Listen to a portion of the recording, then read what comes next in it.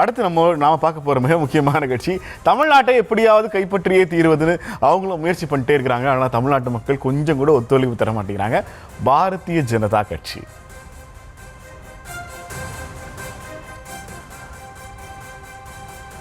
தமிழகத்தில் வளர்கிறதா பாஜக? 2025ஆம் ஆண்டு தமிழகத்தில் பாஜகவிற்கு எழுச்சியா வீழ்ச்சியாங்கிறதா திரும்ப திரும்ப கேட்கப்பட்டு கொண்டிருக்கிற கேள்வி. 2024 ஏற்பட்ட மக்களவைத் தேர்தலில் ஏற்பட்ட மிக மோசமான தோல்வியை அடுத்து 2026 தேர்தலையாவது கைப்பற்றியே தீர்வதுங்கிற ஒரு முடிவோடு இருக்கிறாங்க. இந்த அமர்வில் நம்முடைய செய்தியாளர் லதா அவர்கள் நம்மோடு இணைகிறார். வணக்கம் லதா.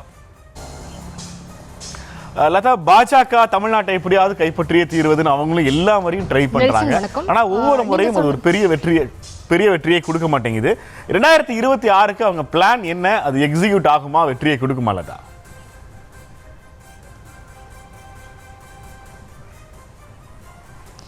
முதல்ல நம்ம பார்க்க வேண்டிய விஷயம் 2025 பாஜகவுக்கு எப்படி இருந்தது அப்படின்றது. 25 எப்படி இருந்தது அப்படின்னா 24ஓடு நாம் இதை ஒப்பிட வேண்டிய தேவை இருக்கு.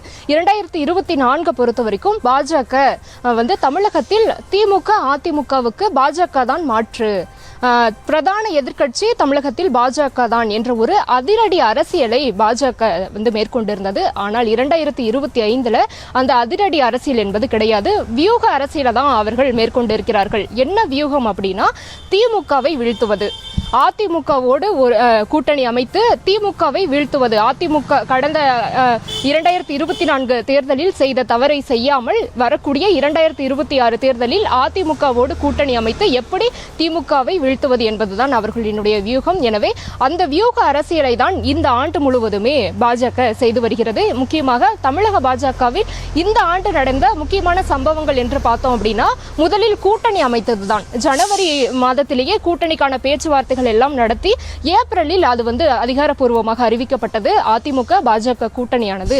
அறிவிக்கப்பட்டிருந்தது. 2024 என்னதான் அவர்கள் 12% வாக்குகளை பெற்றிருந்தாலும் கூட அப்பொழுது அதிமுக அந்த அவர்களினுடைய அணியில் இல்லாதது அவர்களுக்கு ஒரு பின்னடைவாக பார்க்கப்பட்டிருந்தது. எனவே அப்பொழுது செய்த தவறை மீண்டும் செய்யக்கூடாது என்பதற்காக முன்கூட்டியே 10 மாதத்திற்கு முன்னதாகவே அந்த கூட்டணியை அமைத்து தற்பொழுது வரை அந்த பணிகள் எல்லாம் நடைபெற்றுக் கொண்டிருக்கிறது.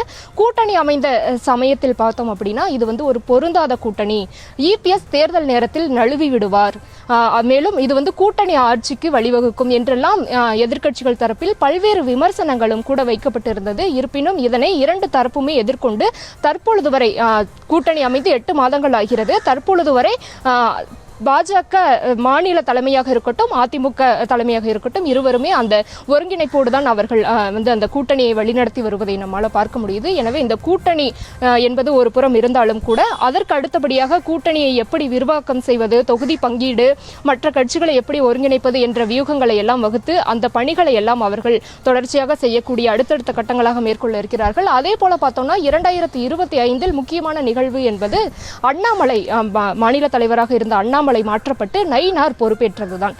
அதற்கு பல்வேறு அரசியல் காரணங்கள் எல்லாம் சொல்லப்பட்டு இருந்தாலும் கூட நயினாரினுடைய செயல்பாடுகள் எப்படி இருக்கிறது இந்த 2025 அவர் 8 மாதங்கள் ஆகிறது மாநில தலைவராக பொறுப்பேற்று, அவரினுடைய செயல்பாடுகள் எப்படி இருக்கிறது என்பதையும் நம்ம கவனிக்க வேண்டியிருக்கு. உதாரணத்திற்கு கடந்த காலங்களில் அண்ணாமலையினுடைய செயல்பாடுகள் முக்கியமாக ஆர்ப்பாட்டமாக இருக்கட்டும், அவரினுடைய பேச்சுக்களாக இருக்கட்டும், அதே போல அவரினுடைய பாத யாத்திரை, இது எல்லாமே அதிக மீடியா வெளிச்சம் பெறக்கூடியதாகவும் மேலும் அதிரடி அரசியலை மேற்கொள்வதாகவும் அண்ணாமலை இருந்தார். ஆனால் நயினாரை பொறுத்த வரைக்கும் ஒரு மென்மையான அரசியலை விரும்பக்கூடிய ஒருவராக இருந்து வருகிறார். நயினாரை பொறுத்த வரைக்கும் மாநில தலைவராக பொறுப்பேற்ற பொழுது பல்வேறு பலவீனம் என்று 2 வாதங்கள் முன்வைக்கப்பட்டிருந்தது. பலவீனத்தை பொறுத்த வரைக்கும் நான் முன்பு குறிப்பிட்டது போல கடந்த ஆண்டுகளில் அதிரடி அரசியலை பாஜக மேற்கொண்டது. ஆனால் இவர் அது போன்ற ஒரு அரசியலை இவர் செய்வாரா என்றெல்லாம் பல்வேறு விமர்சனங்கள் எல்லாம் எழுப்பப்பட்டிருந்தது. அதே போல பலமும் கூட இருக்கிறது என்றுதான் நம்ம சொல்ல வேண்டும். உதாரணத்துக்கு தென் மாவட்டங்களில் அவரினுடைய சமூக மக்களை அவர் கவருவார்.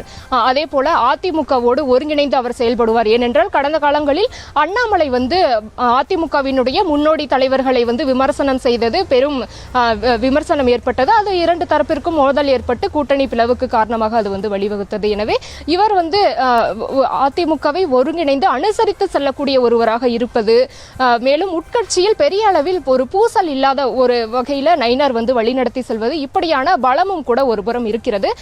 இருப்பினும் கூட இவர்களினுடைய இந்த ஆண்டுக்கான விஷயம், அதாவது இந்த ஆண்டுக்கான வியூகம் என்பது ஒரு வியூக அரசியலை தான் அவர்கள் முன்னெடுத்திருக்கிறார்கள். ஏனென்றால் தேசிய தலைமையும் இதை தான் விரும்புகிறது.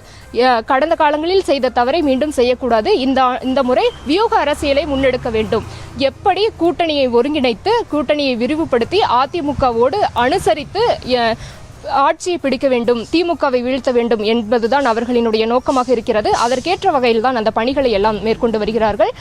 இது ஒரு பக்கம் இருந்தாலும் கூட அதற்கு அடுத்தபடியாக 2025 பிரதமரினுடைய தொடர்ச்சியான வருகை, 3 முறை அவர் வந்து தமிழகத்திற்கு வருகை தந்திருக்கிறார். அதே போல அமித்ஷாவும் கூட 3 முறை தமிழகத்திற்கு வருகை தந்திருக்கிறார். அவர்களினுடைய வருகையும் கூட அரசியல் முக்கியத்துவமான ஒன்றாக பார்க்கப்பட்டது. அதே போல பார்த்தோம் அப்படின்னா சிபிஆர் வந்து குடியரசு துணைத் தலைவராக நியமனம் செய்தது.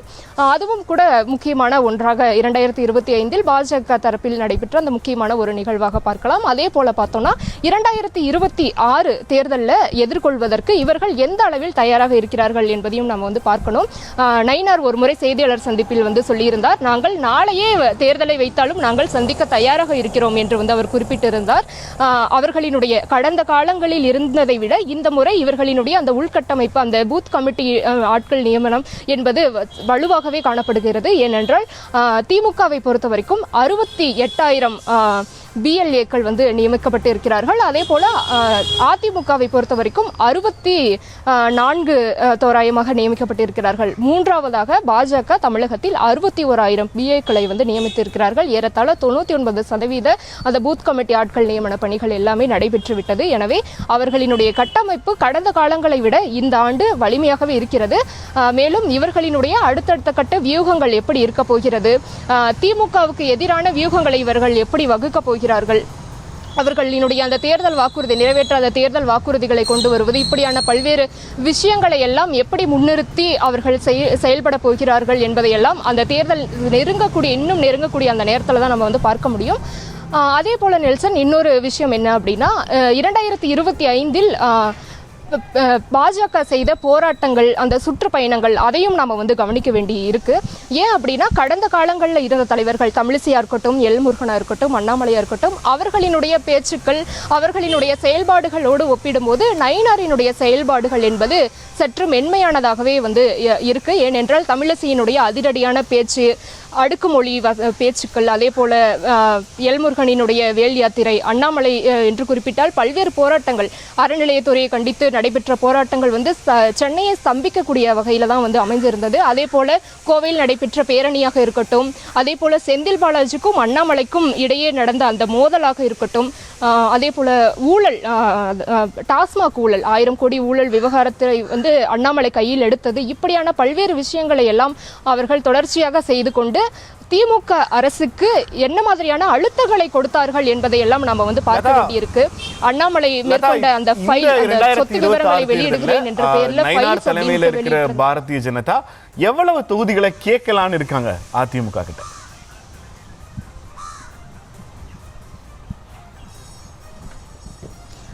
கூட்டணி வந்து 8 மாதங்களுக்கு முன்பே அமைஞ்சு தற்பொழுது வரை அந்த பேச்சுவார்த்தைகள் எல்லாம் நடைபெற்று கொண்டிருக்கிறது. சமீபத்தில் தான் வந்து தேசிய தமிழகத்தினுடைய தேர்தல் பொறுப்பாளர் பியூஷ் கோயல் வந்து தமிழகத்திற்கு வருகை தந்து அந்த கூட்டணி தொகுதி பங்கீடு பேச்சுவார்த்தை எல்லாம் நடைபெற்று இருக்கிறது. இதை பொறுத்த வரைக்கும் ஏறத்தாழ 80% தொகுதிகளில் அதிமுக போட்டியிட விரும்புவதாகவும் மற்ற தொகுதிகளை கூட்டணி கட்சிகளுக்கு கொடுக்க விரும்புவதாகவும் முதல் கட்ட அந்த பேச்சுவார்த்தையில் வந்து நமக்கு தெரிய வருகிறது. இருப்பினும் கூட முடிந்த வரை நெகோசியேட் செய்து கூடுதல் தொகுதிகளை பெற வேண்டும் என்பதுதான் பாஜகவினுடைய குறிக்கோளாக இருந்து வருகிறது. முக்கியமாக தற்பொழுது வரை 25க்கும் மேற்பட்ட தொகுதிகளுக்கு அதிமுக ஒப்புதல் கொடுத்ததாகவும், இருப்பினும் கூடுதல் தொகுதி 30-35 தொகுதிகளுக்கு மேல் பாஜக எதிர்பார்ப்பதாகவும், அதற்கேற்ற வகையில் தொடர்ச்சியாக நெகோசியேட் செய்து முடிந்தவரை கூடுதல் தொகுதிகளை கேட்டு பெற வேண்டும் என்பதுதான் அவர்களினுடைய நோக்கமாக இருக்கிறது. அதற்கேற்ற வகையில்தான் அவர்களினுடைய பேச்சுவார்த்தையும் இருக்கிறது. மேலும் அடுத்த வாரம், இன்னும் சமீபத்தில், இன்னும் சில நாட்களில் பியூஷ் கோயல் மீண்டும் தமிழகத்திற்கு வந்து வருகை தர இருக்கிறார். எனவே அடுத்த கட்ட பேச்சுவார்த்தையும் கூட நடைபெற இருக்கிறது. சமீபத்தில் நடைபெற்ற முதல் கட்ட பேச்சுவார்த்தை ஒரு சுமூகமாக நடைபெற்று இருந்ததாகவும் கூட நயினார் தெரிவித்திருந்தார். எனவே அதிமுகவை பொறுத்த வரைக்கும் 25 தொகுதிகள் வரை கொடுக்க தயாராக இருப்பதாக சொல்லப்படுகிறது. இருப்பினும் 30-35 தொகுதிகள் வரை கேட்டு பெற வேண்டும் என்பது பாஜகவினுடைய நிலைப்பாடாக இருந்து வருகிறது. நெல்சன், நன்றி லதா, நன்றி. பாஜக தமிழ்நாட்டில் வளர்ந்திருக்கிறது. கடந்த முறை போட்டியிட்ட தொகுதிகளை விட கூடுதல் தொகுதிகளில் போட்டியிட வேண்டும் என்கிறது அவர்களுடைய கட்சியினுடைய அவான்னு சொல்லியிருக்கீங்க. நிகழ்ச்சியில் உங்கள் கருத்துக்களை தெரிவித்தமைக்கு நன்றி லதா.